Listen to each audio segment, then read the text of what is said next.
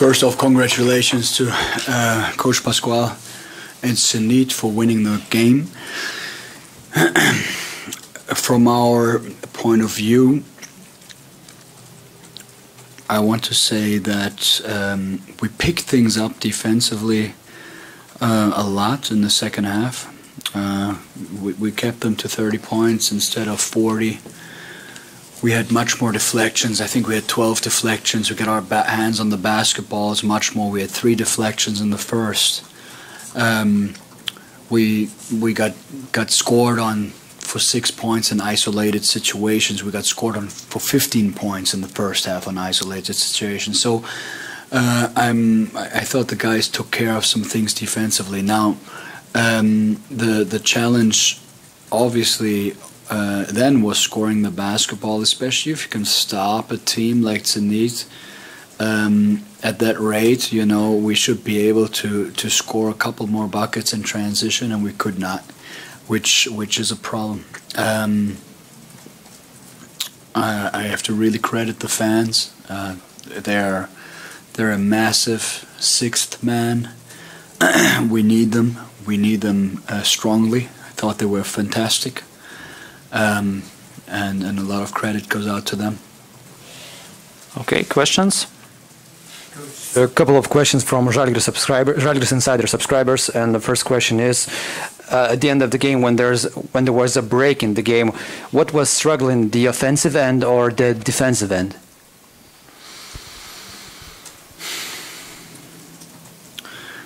At the very end of the game, I mean, I would say a combination of both. I do think that Lloyd came through strongly in the end with that pull-up shot that he had a couple minutes before the game, where you could just feel where a quality player like him takes over. Thought Giannis did a good job on him, but you know, like, the guy's a good player. You know, he made some tough plays there. But I cannot answer the question whether it was this or that. I guess it was a combination.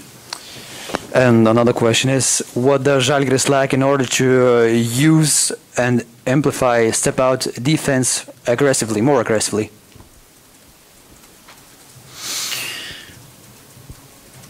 I don't know if we're lacking anything there. You know, we kept Zenit to 30 points in the second half with exactly the defensive schemes that they were in the first half.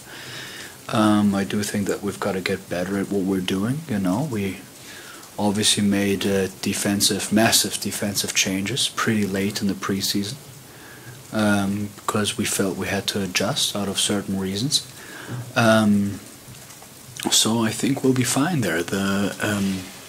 The biggest thing for us is one-on-one defense and close-out defense. At the end of the day, whatever pick-and-roll defense you have to you know, be able to guard one-on-one. And for us, this means being very, very diligent with matchups. A, B, being very, very diligent with scouting reports. That will be the chance for us to handle those situations. Certain opponents more difficult than others. I think that an Asvel team with the quickness that they had and the athleticism is extremely tough. I think a Zenit team is tough too, but a little bit easier to analyze. You know, like from an individual standpoint, not easier to play. Do not get me wrong, but that's what it's going to come down to for us.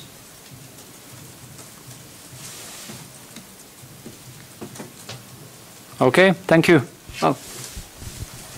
Coach, you mentioned about those things, those defensive struggles one-on-one.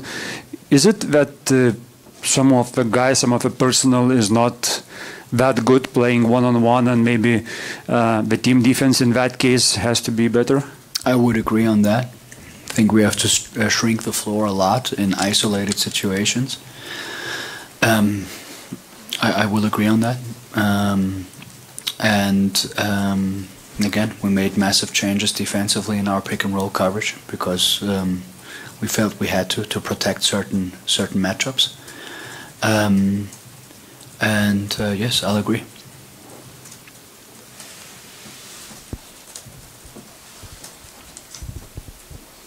on offense, we saw kind of two different faces of Žalgiris, one with Mudiay and one with Lekavičius.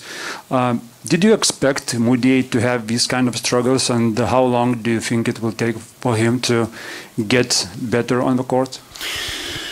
I said earlier on that thought like until December, to be honest, but this is just like a thing that I kind of put out there. But I do think that it is, one has to have patience. Now, having said that, still,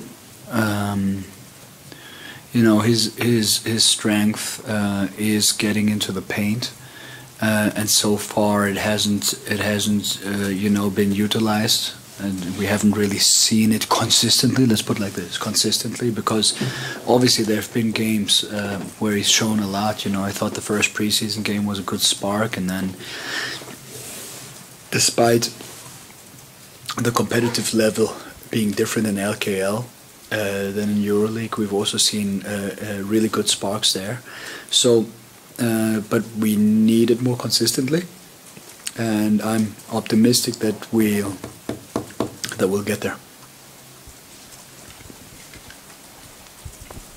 Coach, how is Mudiay coping with a role on the bench, and how long is he ready to play for 12 minutes till December?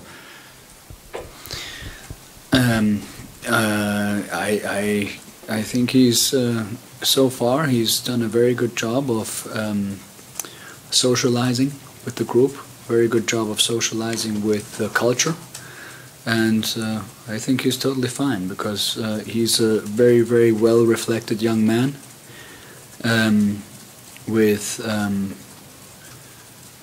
he's a pleasant, reflected young man, and I think he understands that this situation today needed a different personnel on the floor, and that's it, and I will repeat, we're optimistic, that he'll be fine and he'll figure it out. And by the way, we will figure it out, because I think putting all this pressure on Emmanuel does not do him good.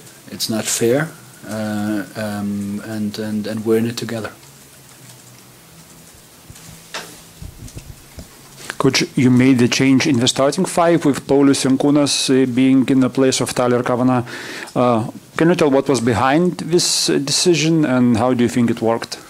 Mickey, Mickey for them starting, where Mickey is almost a five-man, and felt we need the solid rebounding of Paulius there. So that was the background, and I thought Yankee did a good job.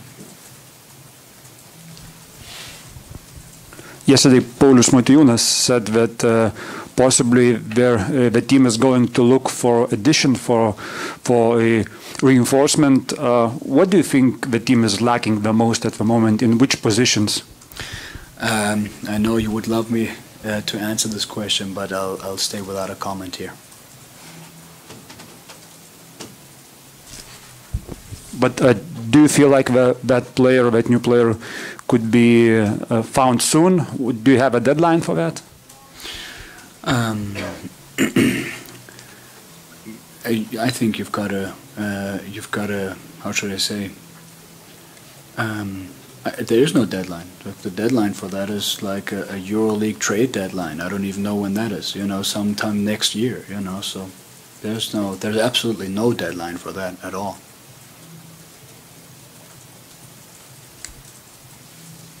Okay, guys. Thank you, and see you in the next game. Thank you, guys. Thank you.